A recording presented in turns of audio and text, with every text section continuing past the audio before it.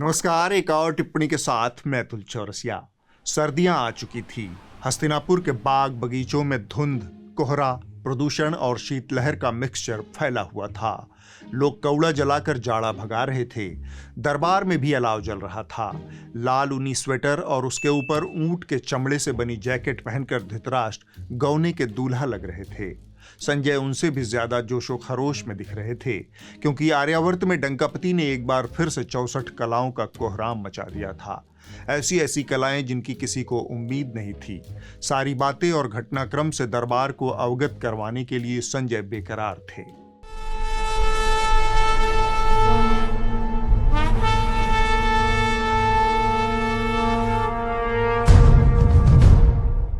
जाड़े के असर से धृतराष्ट्र की देह अकड़ी हुई थी। उन्हें संजय की आवाज में गर्मजोशी का अंदाजा मिल गया था। दालचीनी में पकी हुई कच्ची महुआ सुड़कते हुए उन्होंने डंकापति का जिक्र किया। संजय ने धृतराष्ट्र की बात खत्म होने से पहले ही लपक लिया। महाराज, डंकापति ने आर्यावर्त की वैचारिक स्टीयरिंग को उल्टी दिशा में घुमा दिया है। पूरा यू टर्न ले चुके हैं। परिवारवाद उनके लिए अब कोई मुद्दा नहीं रहा। लव जिहाद पर उनकी सहमति बन गई है और लगे हाथ संविधान की रक्षा की शपथ भी उन्होंने ले ली है। वाह क्या सीन है, वाह क्या सीन है।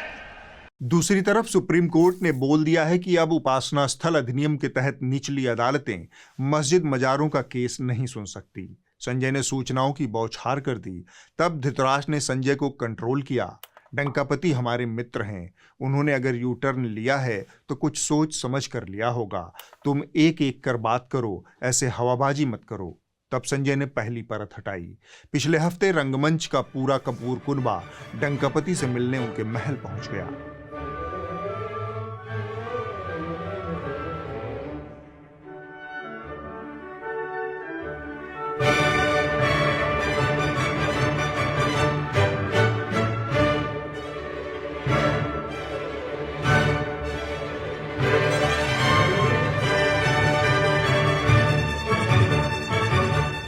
संजय के बताने के अंदाज में ड्रामा, इमोशन, ट्रेजेडी सब कुछ था।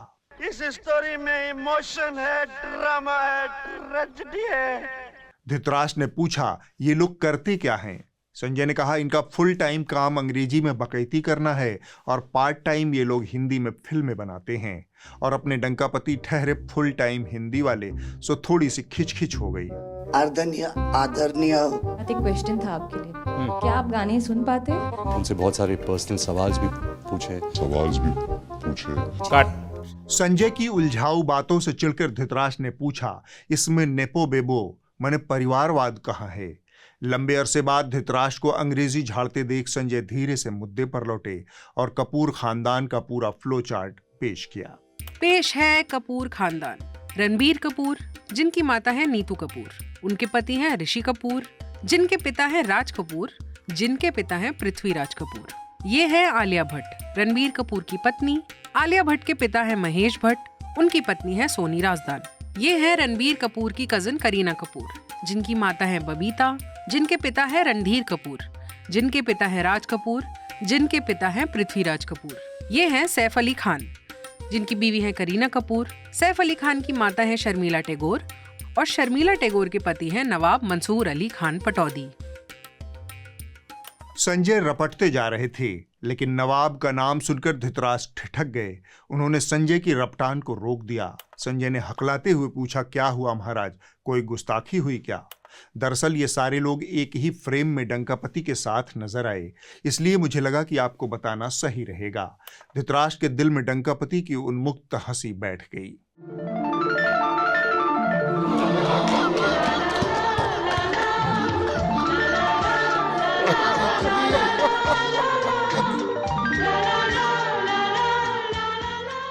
धृतराष्ट्र ने पूछा, ये कपूरों के बीच तुमने नवाबों को कहां से घुसेड़ दिया? संजय ने कहा, वही तो बताना था महाराज। जिंदगी भर डंकापति ने नवाबों को खदेड़ खदेड़ कर पाकिस्तान भेजा। जो नहीं गए उन्हें हर रोज आज भी खदेड़ते रहते हैं और अब एक नवाब के साथ गलचौर कर रहे हैं। कितना खूबसूरत यू टर्न लिया है डंकापति ने। आप पहले प्रधानमंत्री हैं जिससे मैं मिला हूँ और आपने आंखों में आंख लगा के इतने मतलब पर्सनली हमसे मिले हैं और 2 बार मिले। आप में इतनी अच्छी एनर्जी है और आप इतनी मेहनत करते हैं, और आप जो करते हैं मैं आपको कंग्रेचुलेट करना चाहूँगा और thank you for opening your doors और हम सबसे मिलने के लिए और इतने एक्सेसिबल होने के लिए, तो बहुत खुश हूँ। मैं आपके पिताजी को मिला हूँ और मैं सोच रहा था कि आज मुझे 3 पीढ़ी को मिलने का मौका मिलेगा, लेकिन आप लाए नहीं तीसरी पीढ़ी को। संजय अपनी रौ में बोले जा रहे थे। महाराज बस यहीं पर डंकापति ने दूसरा यू टर्न लिया। लाख योगीराज लव जिहाद पर कानून बनाते रहें, लाख जम्बूद्वीप में एंटी रोमियो स्क्वाड बनाते रहें, लेकिन अब डंकापति ने अपना मन बदल लिया है। वह इस लव जिहाद को स्वीकार करके भारत में हर लव जिहाद को जायज ठहराने का मन बना चुके हैं। धृतराष्ट्र ने हैरत से कहा, हैं?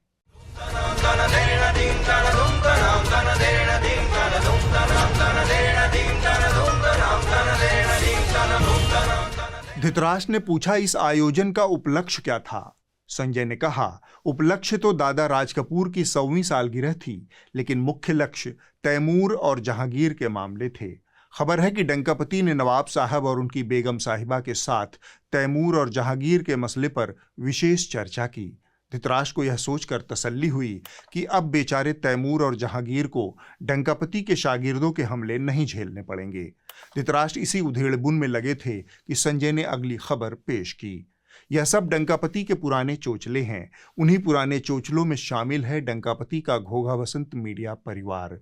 सूर कबीर जैसी लिख लिख कर मर गए कि सत्ता की चरण वंदना और चापलूसी सम्यक और स्वाभिमानी मनुष्य का गुण नहीं है, लेकिन अशांत सिन्हा जैसे लोगों ने अपना पौरुष तलुआ चाटने को ही समर्पित कर दिया है। ये सब बॉलीवुड के वो स्टार्स हैं जिनके साथ सेल्फी के लिए पब्लिक दीवानी हो जाती है, लेकिन ये सारे स्टार पीएम मोदी के दीवाने बने हुए थे। क्या रौला है पीएम मोदी का कि बड़े बड़े स्टार उनके सामने कैसे उनकी चमक कम हो जाती है पीएम मोदी की चमक के सामने। पीएम मोदी से मिलने से पहले ये बड़े बड़े स्टार नर्वस थे बॉस। इनको समझ में नहीं आ रहा था कि पीएम मोदी से किस तरह बात करेंगे। ये है प्रधानमंत्री नरेंद्र मोदी का ऑरा। डंकापति के दरबारी हुड़कचुल्लू जमात की खबर धृतराष्ट्र को पहले से थी, सो उन्होंने हुड़कचुल्लुओं को सिरे से खारिज करते हुए अगली खबर की उम्मीद की। तब संजय ने पूरे दरबार को सूचित किया कि आर्यावर्त की संसद में 4 दिन की संविधान चर्चा हुई, 2 दिन राज्यसभा में और 2 दिन गुरु सभा में। यह बहस संविधान की 75 साल की गरिमामय यात्रा पर केंद्रित थी। इसकी शुरुआत सिंह सभा वाले बाऊ साहब ने की। अध्यक्ष महोदय, संविधान सभा ने जो संविधान तैयार किया था वह केवल एक कानूनी दस्तावेज नहीं था, बल्कि जन आकांक्षाओं का वो प्रतिबिंब था और उन्हें पूरा करने का वह माध्यम भी था। It was an expression of the general will of the people. लेकिन डंकापति ने साफ कर दिया है कि बहस कोई हो, शुरुआत कोई करे, दूल्हा एक ही रहेगा और फ्रंट पेज से लेकर प्राइम टाइम तक छाए वही रहेंगे। शुरुआत भले ही बाऊ साहब ने की हो, लेकिन लाइमलाइट डंकापति का प्रयागराज दौरा रहा और क्या जबरदस्त परफॉर्मेंस दी डंकापति ने।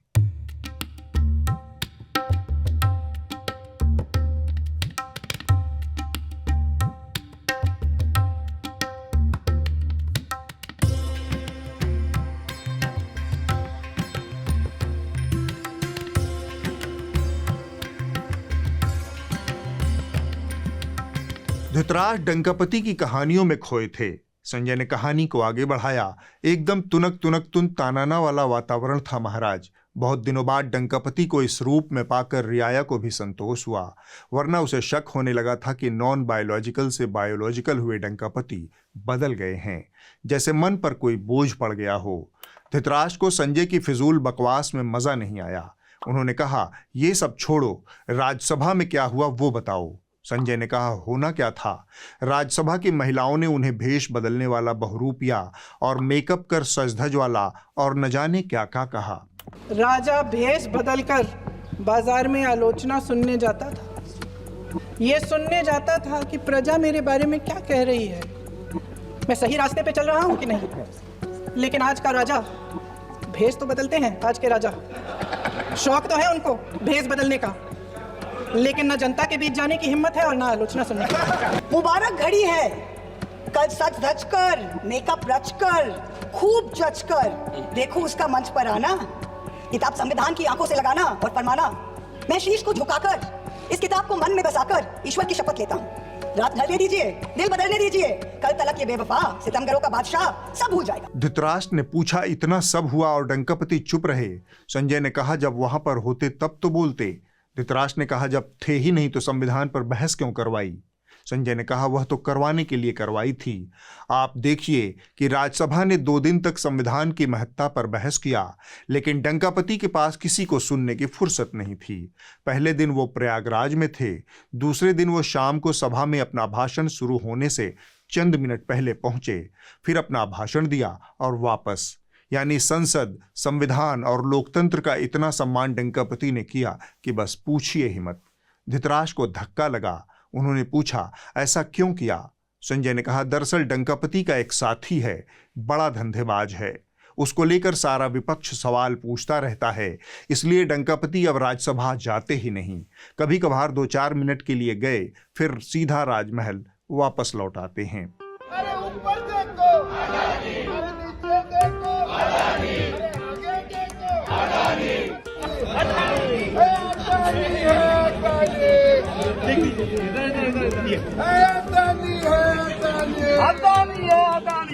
आपके रिश्ते के बारे में थोड़ा बताइए भाई। हम दोनों का एक ही है, मैं जो भी बोलता हूँ हाँ। हम दोनों मिलकर सब करेंगे। धृतराष्ट्र ने कहा, जब किसी को सुना ही नहीं तो बोला क्या? संजय ने कहा, यही तो डंकापति की शैली है, एकालाप। आप उसे मन की बात भी कह सकते हैं। शुरुआत उन्होंने नेहरू से की। नेहरू जी से लेकर के राजीव गांधी तक कांग्रेस के प्रधानमंत्रियों ने आरक्षण का घोर विरोध किया है। हिस्ट्री कह रही है, आरक्षण के विरोध में लंबी लंबी चिट्ठियां स्वयं नेहरू जी ने लिखी है, मुख्यमंत्रियों को लिखी है। इतना ही नहीं, सदन में आरक्षण के खिलाफ लंबे लंबे भाषण इन लोगों ने किए। नेहरू के बाद उन्हें इंदिरा की याद आई। उन्होंने हमारे देश की अदालत के पंख काट दिए थे और यहां पर तो किया था कि संसद संविधान के किसी भी आर्टिकल में जो मर्जी पड़े वो कर सकती है और अदालत उसकी तरफ देख भी नहीं सकती है। अदालत के सारे अधिकारों को छीन लिया गया था। ये पाप 1971 में उस समय की प्रधानमंत्री श्रीमती इंदिरा गांधी ने किया। धृतराष्ट्र ने कहा, तुम तो कह रहे थे कि बहस हुई, पर यहां तो डंकापति लेक्चर दे गए, किसी को सुना नहीं, सिर्फ अपनी सुनाया। संजय ने सहमति से सिर हिलाते हुए कहा, जी महाराज, उन्हें बीते 10 सालों का कुछ याद नहीं, लेकिन 60 साल पहले क्या हुआ था उसकी पूरी किताब लिख कर बैठे हैं। ऐसा लगता है कि बीते 10 सालों में संविधान का हर्फ दर हर्फ उन्होंने लागू कर दिया है। धृतराष्ट्र को आभास हो गया कि संजय कुछ महत्वपूर्ण कहना चाहता है, सो उन्होंने खुद ही बात को हवा दे दी। ऐसा क्या हुआ 10 सालों में? तब संजय ने अपना एकालाप शुरू किया। मैं ऐसे कुछ वाकये गिनाना चाहता हूं जिसकी रोशनी में संविधान की यह बहस बेमानी कवायद लगेगी। संविधान के शीर्ष पर बैठे डंकापति ने ये बातें कहकर स्वयं संविधान की आत्मा को छलनी किया है। टीवी पे उनके जो दृश्य आ रहे हैं, ये आग लगाने वाले कौन है वो उनके कपड़ों से ही पता चल जाता है। और पहले जब उनकी सरकार थी उन्होंने कहा था कि देश की संपत्ति पर पहला अधिकार मुसलमानों का है। इसका मतलब ये संपत्ति इकट्ठी करके किसको बांटेंगे? जिनके ज्यादा बच्चे हैं उनको बांटेंगे, घुसपैठियों को बांटेंगे। अगर रमजान में बिजली मिलती है तो दिवाली में भी बिजली मिलनी चाहिए। गांव में अगर कब्रिस्तान बनता है तो गांव में श्मशान भी बनना चाहिए। और उन्हीं डंकापति की नाक के नीचे उनकी पार्टी के नेता दिन दहाड़े संविधान की हत्या करते हैं। ताजा वाकया इसी दिल्ली का है। जहां जहां ये आपको दिखाई दे, मैं कहता हूं अगर इनका दिमाग ठीक करना है, इनकी तबीयत ठीक करनी है तो एक ही इलाज है, वो है संपूर्ण बहिष्कार। मेरी बात सुन, जो तेरा अल्तम नाम है ना, मुस्लिम नाम है, जो वो मुस्लिम नाम लिखा उसमें, ऐसा ना किसी को आपत्ति ना हो। न खाता, न बही, न मुंसिफ, न मुद्दई, न कोर्ट, न कचहरी। जो बुलडोजर कहे वो सही। डंकापति की नाक के नीचे बुलडोजर का न्याय अब असली न्याय बन गया है।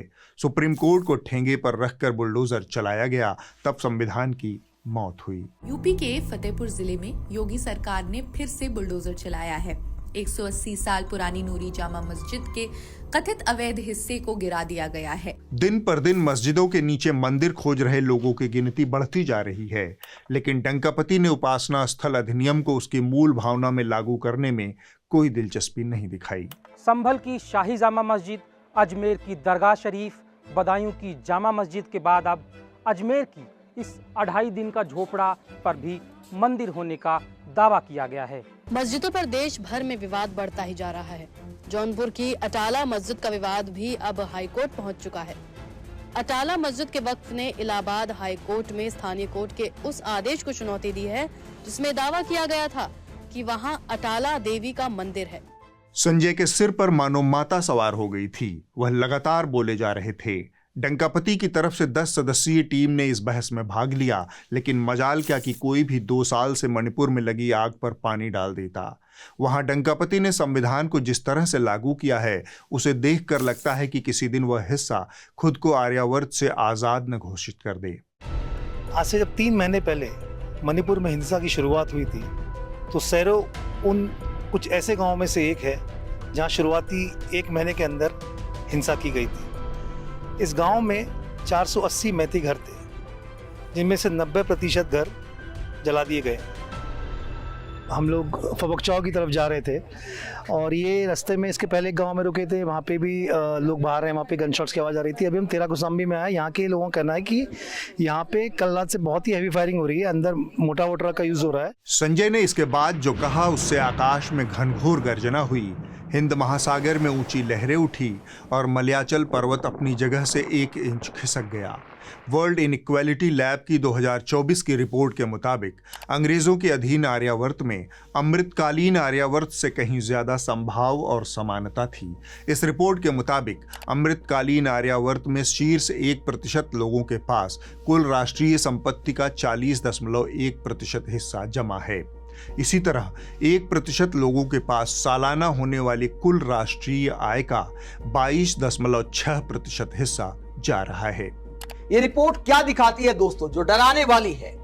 ये रिपोर्ट दिखाती है कि 100 साल में पहली बार ऐसा हुआ है कि देश की 40% संपत्ति और 22% आय टॉप 1% अमीरों के पास चली गई है। संविधान जो हर नागरिक को आर्थिक समानता और समान अवसर की गारंटी देता है, उसके साथ डंकापति के राज में हो रहे व्यभिचार को जान धृतराष्ट्र का मन बैठ गया। वो बोल पड़े, बस संजय बस, अब और नहीं। संजय ने कहा, अभी तो बहुत कुछ बाकी है महाराज, थोड़ा और वक्त दीजिए। मजबूरन दरबार का समय थोड़ा और बढ़ाते हुए धृतराष्ट्र ने कहा, अच्छा नेहरू जी का क्या वाकया हुआ, वह भी लगे हाथ सुना दो। संजय ने कहा, रेत पिसान इक्के में सान कर डंकापति ने घसल पसल कर दिया है। उन्होंने कहा, नेहरू जी ने संविधान ही बदल दिया। उस समय के प्रधानमंत्री पंडित नेहरू जी ने मुख्यमंत्रियों को एक चिट्ठी लिखी थी। उस चिट्ठी में उन्होंने लिखा था, अगर संविधान हमारे रास्ते के बीच में आ जाए तो हर हाल में संविधान में परिवर्तन करना चाहिए। ये नेहरू जी ने मुख्यमंत्रियों को चिट्ठी लिखी। संजय ने कहा, यहां पर डंकापति थोड़ा चतुराई दिखा रहे थे। आर्यावर्त का संविधान एक सजीव गतिमान दस्तावेज है। वह काल पर्यंत समाज और संसार की परिस्थितियों के अनुरूप खुद को बदल सकता है। यह व्यवस्था संविधान निर्माताओं ने अनुच्छेद 368 के तहत दी है। इसे संशोधन या फिर अमेंडमेंट कहते हैं। तो नेहरू जी के समय पर जो संशोधन हुए वो बकौल डंकापति संविधान बदलने की साजिश थे, और स्वयं डंकापति ने अपने शासनकाल में जो 8 संविधान संशोधन किए हैं वो राष्ट्र निर्माण की आवश्यकता है। संविधान निर्माताओं ने अनुच्छेद 368 का प्रावधान करते वक्त यही कहा था कि यह संविधान भविष्य में पेश आने वाली हर चुनौतियों का आकलन नहीं कर सकता, इसलिए इसमें जरूरत पड़ने पर स्वयं को बदलने का और समयानुकूल अद्यतन करने की क्षमता होनी चाहिए। इसका दूसरा हिस्सा है बेसिक स्ट्रक्चर डॉक्ट्रिन। इसके तहत कुछ बातें साफ हैं। संविधान के कुछ हिस्से में संशोधन हो सकता है और कुछ हिस्से में कोई बदलाव नहीं हो सकता। खैर, डंकापति को कौन समझाए। अब तक धृतराष्ट्र के सब्र का बांध हिल चुका था, अंधेरा भी हो चुका था, पाला पड़ने लगा था। सरसों की साग और मकई की रोटी की सौंधी महक उन्हें अंतःपुर की ओर खींचने लगी थी। वो उठे और अंतःपुर को लौट गए। धृतराष्ट्र संजय संवाद में इस हफ्ते बस इतना ही। आपको यह कार्यक्रम अच्छा लगता है, आपके खूब सारे कमेंट आते हैं, तारीफें आती हैं, सलाह मशवरे आते हैं, लेकिन उनसे इस कार्यक्रम को बना पाना संभव नहीं है। इसके लिए हमें आपसे थोड़ी और मदद की ज़रूरत है। हमें आपके सब्सक्रिप्शन की ज़रूरत है। आपके सब्सक्रिप्शन के बिना यह सफ़र जारी नहीं रह सकता।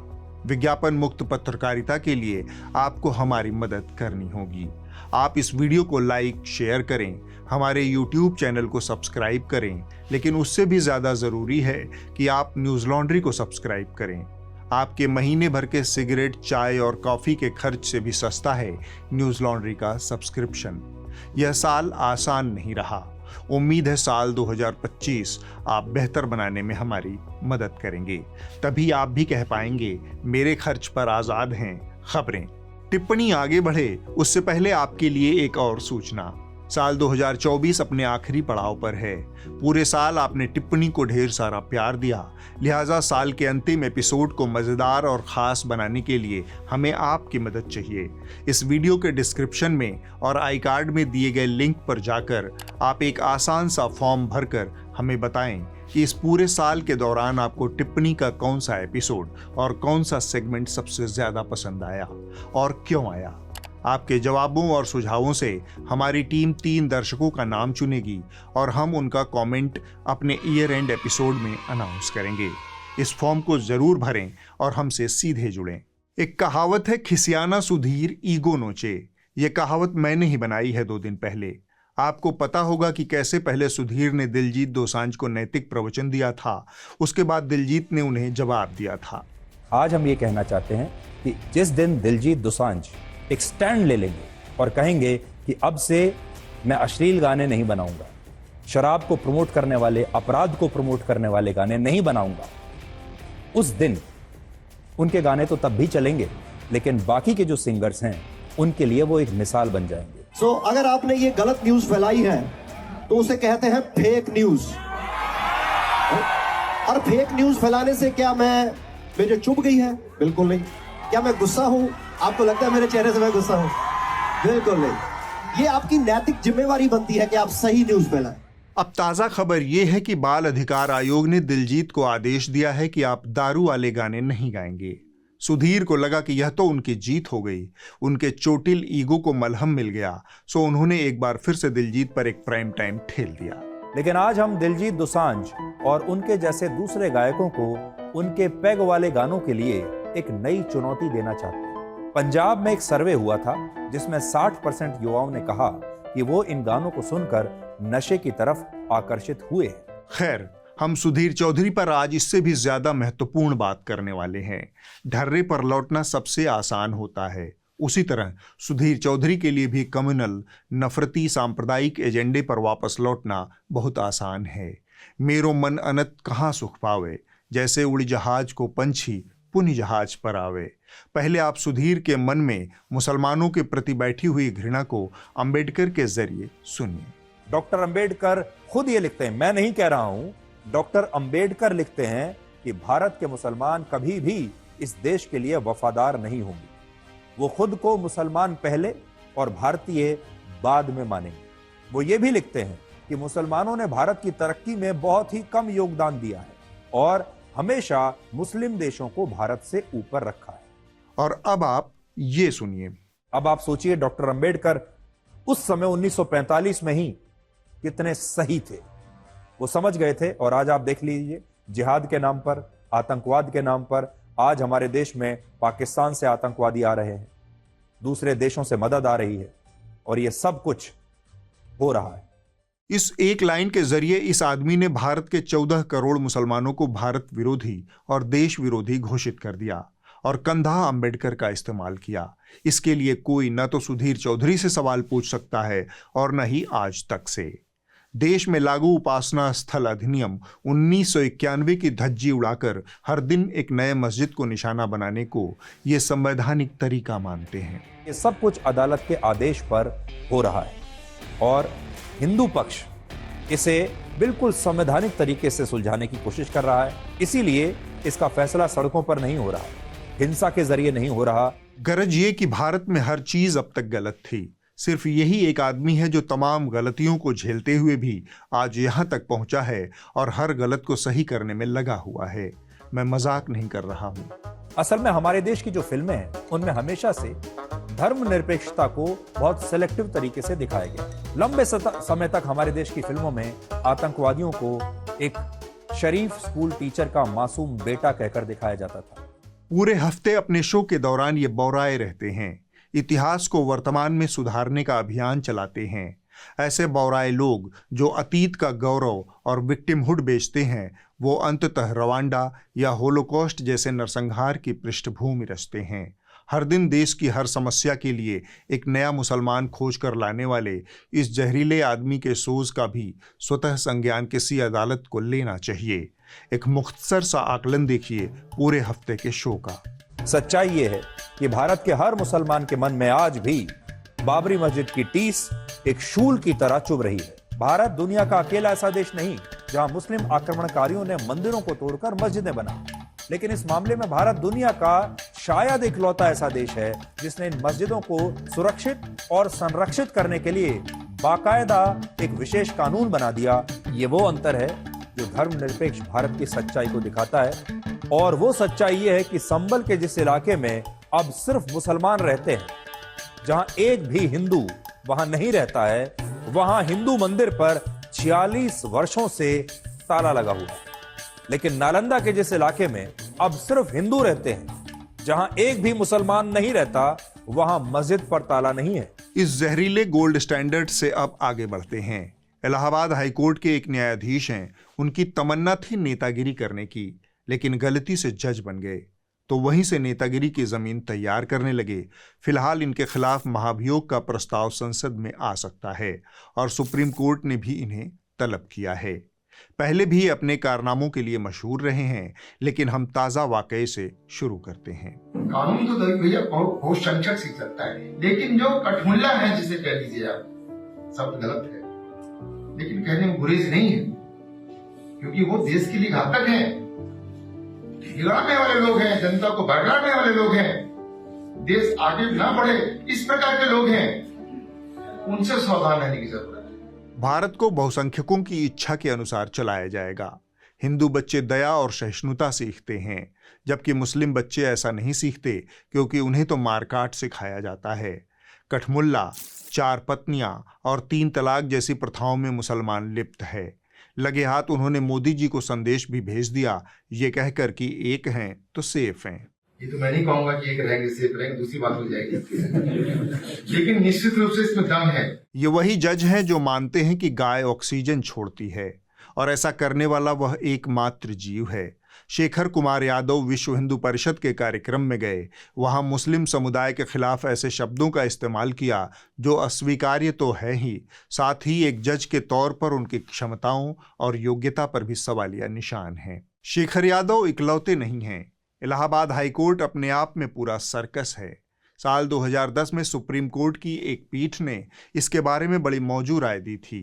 पीठ ने कहा था कि इलाहाबाद हाईकोर्ट की एक जज वाली बेंच द्वारा पारित किए गए अपमानजनक आदेशों से देश के आम आदमी का विश्वास डगमगा गया है। अपने निष्कर्ष में न्यायमूर्ति मार्कंडेय काटजू ने कहा था, हैमलेट में शेक्सपियर ने कहा था, डेनमार्क राज्य में कुछ सड़ रहा है। इसी तरह यह कहा जा सकता है कि इलाहाबाद हाईकोर्ट में भी कुछ सड़ रहा है। उस समय सुप्रीम कोर्ट के सामने इलाहाबाद हाईकोर्ट के जजों की ईमानदारी और निष्ठा से संबंधित बहुत सारी शिकायतें आई थी। सुप्रीम कोर्ट की उस तीखी टिप्पणी के आलोक में आप इलाहाबाद हाईकोर्ट के कुछ जजों के कामकाज देखिए। इलाहाबाद हाईकोर्ट के मुख्य न्यायाधीश अरुण भंसाली ने राम मनोहर लोहिया विश्वविद्यालय के दीक्षांत समारोह में छात्रों को भगवत गीता से प्रेरणा लेने को कहा। संविधान की किताब उन्हें याद नहीं आई। जस्टिस महेश चंद्र त्रिपाठी ने फैसला दिया कि विवाह के लिए धर्म परिवर्तन अस्वीकार्य है। उन्होंने यह टिप्पणी मुस्लिम महिला द्वारा हिंदू धर्म अपनाकर हिंदू रीति रिवाजों के अनुसार विवाह करने के खिलाफ दिया। न्यायमूर्ति रोहित रंजन अग्रवाल ने धर्मांतरण के एक आरोपी की जमानत याचिका को खारिज करते हुए कहा, यदि धर्मांतरण को नहीं रोका गया तो एक दिन देश की बहुसंख्यक आबादी अल्पसंख्यक हो जाएगी। जस्टिस बृजराज सिंह ने एक बलात्कारी द्वारा पीड़िता से शादी से इनकार करने पर जन्म कुंडली की जांच का आदेश दिया, ताकि साबित हो सके कि लड़की मांगलिक है या नहीं। इस पर सुप्रीम कोर्ट को हस्तक्षेप करना पड़ा। ये सारे कारनामे इलाहाबाद हाईकोर्ट के हैं, तो क्या गलत बोला सुप्रीम कोर्ट ने कि there is something rotten in Allahabad High Court. अब आप इस हफ्ते की रिपोर्ट देख लीजिए। जो कही जा रही थी बातें के अंदर में इस हफ्ते की रिपोर्ट जनसत्ता से है। महाराष्ट्र के परभनी में हिंसा और आगजनी की घटनाएं हुई हैं। कुछ शरारती तत्वों ने डॉक्टर भीमराव अंबेडकर की प्रतिमा के सामने संविधान का अपमान किया। इससे स्थानीय लोग भड़क गए। गुस्साई भीड़ ने कई जगहों पर आगजनी की। हालात को संभालने के लिए पुलिस ने आंसू गैस के गोले दागे। अंबेडकर और संविधान का अपमान देख लोग भड़क गए। देखते देखते मामला तोड़फोड़ तक पहुंच गया। लोगों ने जमकर पत्थरबाजी की। नाराज भीड़ ने इलाके में कई जगह आगजनी की। हालात बेकाबू होते देख पुलिस ने वहां पर आंसू गैस के गोले दागे। इस पूरे मामले पर वंचित बहुजन अघाड़ी के अध्यक्ष प्रकाश अंबेडकर ने घटना की निंदा की है। उन्होंने कहा कि परभनी में जातवादी संगठनों ने बाबा साहब की प्रतिमा और भारतीय संविधान की धज्जियां उड़ाई है। इनके खिलाफ कार्रवाई होनी चाहिए। अगले हफ्ते होगी एक और टिप्पणी। नमस्कार।